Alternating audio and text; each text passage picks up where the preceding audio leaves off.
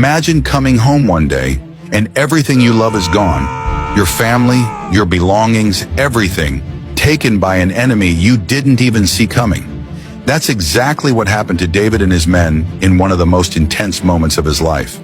But instead of letting despair win, David makes a bold move that changes everything. Stick around, because this story is about to show you what true leadership, faith, and victory look like when everything seems lost. So in 1 Samuel, verse 1 to 31, David and his men returned to Ziklag, only to find their town in ruins. The Amalekites had attacked while they were gone, burned everything, and took all their families as captives. It was a tough moment. David's men were so angry and sad, they even thought about stoning him.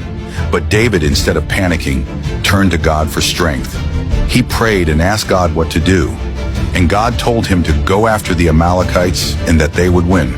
David and his men set out to chase the Amalekites. Along the way, they found an Egyptian slave who had been left behind by the Amalekites because he got sick. This guy became really important. David gave him food and water, and in return, the Egyptians showed them where the Amalekites were. This was a huge help. David and his men then got ready to attack. David and his men attacked the Amalekites, and just like God promised, they won. They recovered everything the Amalekites had taken, women, children, and all the stuff. No one was hurt. After the victory, David also made sure to share the spoils with everyone, even those who had stayed behind during the battle. He showed fairness and leadership, reminding the people that it was God who gave them this victory. Picture this. The Israelites are out there in the middle of the wilderness, right? No food, no supplies, just hungry and wondering what's next. They even started to think about Egypt, like, hey, at least we had food back there. They were feeling it, you know? But God hears them, and he steps in. He's like, I got you covered. So one morning they wake up, and the ground is covered with this stuff they've never seen before, white and flaky. They're like, what is this?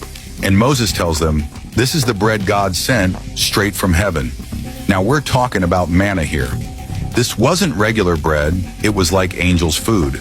The Bible even says, in Psalm 78 verses 24 to 25, he rained down manna for them to eat. He gave them the grain of heaven. Men ate the bread of angels. Isn't that something? So there you have it. God didn't leave them hanging. When they were hungry, he provided, just like that manna from heaven. Sometimes when you're in a tough spot, God's got a way of bringing what you need, right when you need it. Remember that. So I've been hearing this question a lot lately. Will I make heaven if I don't pay my tithes? Let's break this down real quick. First off, tithing is important, right? It's mentioned in the Bible. In Malachi 3 verse 10, God says, bring all the tithes into the storehouse, that there may be food in my house. So yeah, giving is part of following God's commands. But does not paying tithes mean you're automatically out of heaven? Let's think about it. The Bible teaches us that salvation comes through faith in Jesus, not by just keeping rules.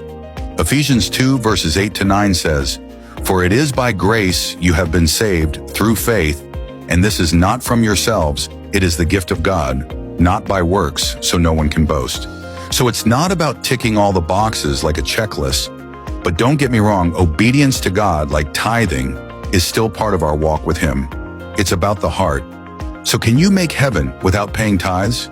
Well, you need to ask yourself, are you trusting in Jesus and living to honor him? At the end of the day, God looks at your faith and your heart. So focus on that, and the rest will follow.